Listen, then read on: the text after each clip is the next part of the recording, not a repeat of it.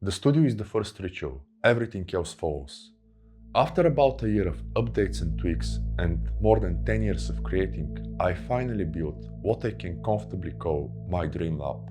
While it doesn't have a motorized desk, an ergonomic chair, RGBs or fancy tech, it is plenty conducive to the focus and output of a Polymath. That includes design, writing, turntablism, videography, photography, music production, and releasing books. And though none of the companies sponsor me, each product is something I genuinely use.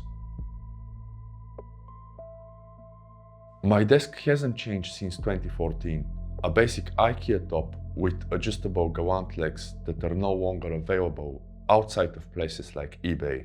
It gets the job done and I'm quite used to it as I don't really care about motorized desks.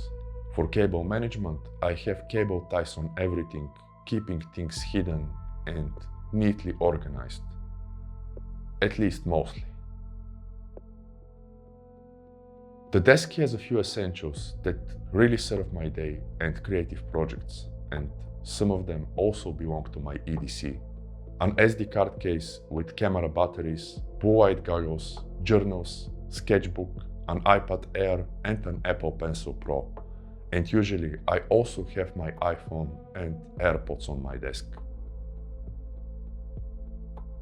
For editing, I alternate between the Samsung T7 and the Wasi Rugged Mini SSDs, whereas for storage, I use Wasi's Rugged HDDs.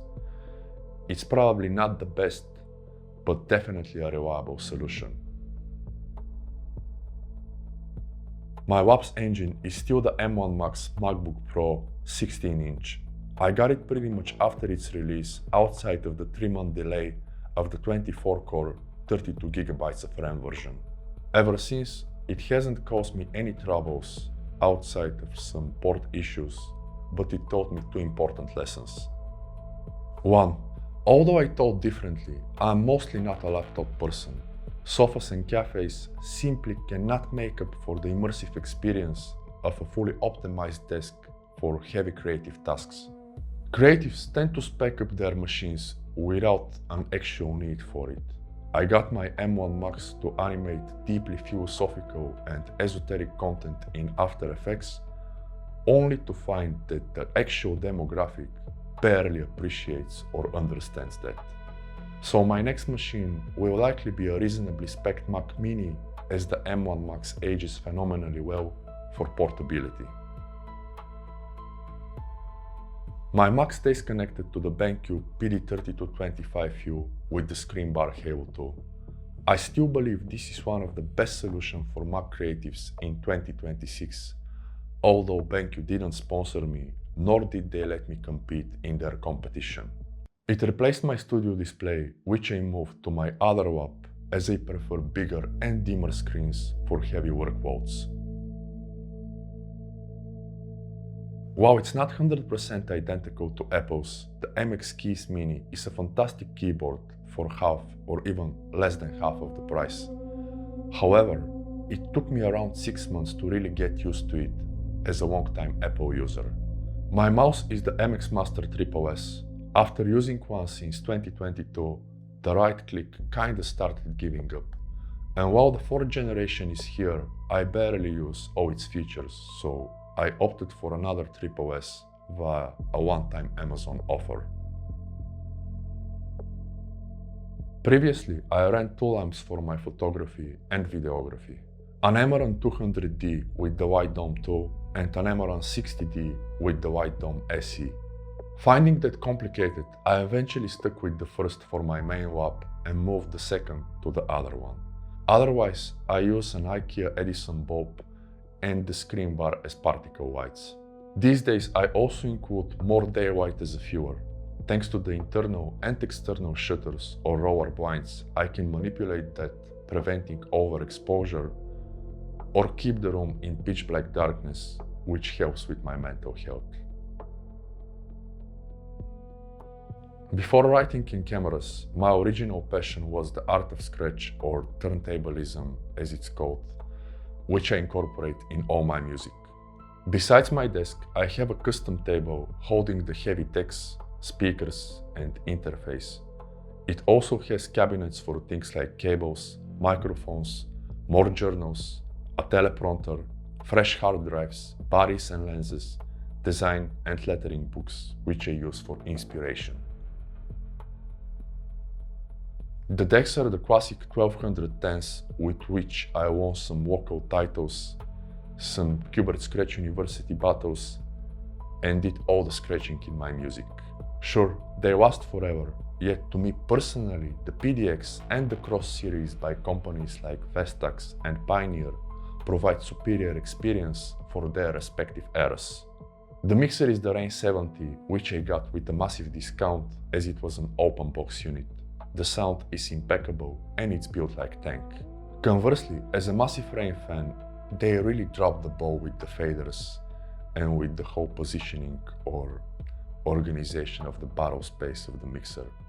They had the most incredible faders, but the current ones simply lack soul. Sorry, but it is what it is. The Mac 4 sucks.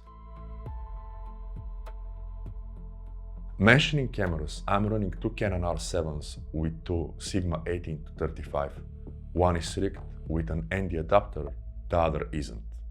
While that's a separate discussion, I absolutely love this setup and believe that the R7 is one of the most underrated APS-C bodies in 2026. For tripods, I use two. The heavy-duty Manfrotto MVH 536 with a Manfrotto fluid head, those who know, and the Surrey Traveler 125. Love both for different purposes. The first is for the rig body, the teleprompter and the slider. The second is for the second body and outdoor and gym shooting, as it's extremely light and easy to use. The Edelchrome slider is actually one of the coolest pieces in my whole setup. When it comes to product videography, nothing beats silky smooth motion. Is it perfect? Absolutely not. Are there better and newer models? Sure. Yet it still gets the job done after 10 years with a bit of manual assistance. The interface is the Apollo Twin Duo, the speakers Genelec 8020Ds. Hopefully this explains why I moved the studio display where I don't have proper sound. The 8020Ds are super flat, clinical and precise and built like tanks.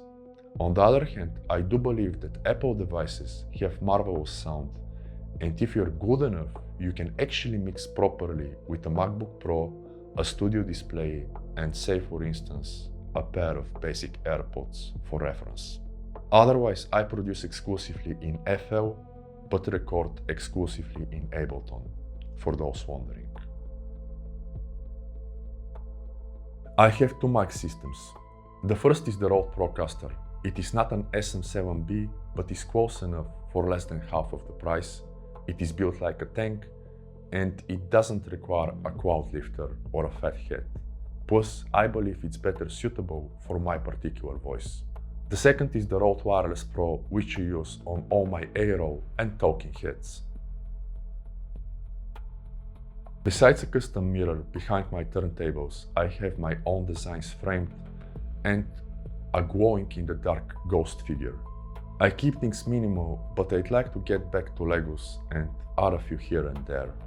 Notions that inspire me and the whole room are dark or black academia, design noir, and shades of grey as proportions of or degrees between black and white. I decorated the whole room and the balcony myself. After doing extensive research, I opted for Doug's Diamond Matte. The paint is more than easy to apply, washable, and has low emissions, unlike brands some YouTubers recommend. The grey matte prevents flickering and overexposure, so it is perfect for filming and flow states. Small things that complement my lab are the great Panasonic switches and sockets. Nothing smart or fancy, just a solid and premium feel. And the symbolic notion that Panasonic is actually Technics. Also the various cutting mats I use for B-roll and background objects. I'm kind of a sucker for those, so I'll likely get more of them in the future. With all this, the whole app is built on one of the most critical lessons I've learned as a creative, and I believe the same can help you build a very nice space without overspending on things that you don't actually need. The only specs that matter are the ones that survive the descent from ideas to finished works. Everything else is just numbers on a page. Peace.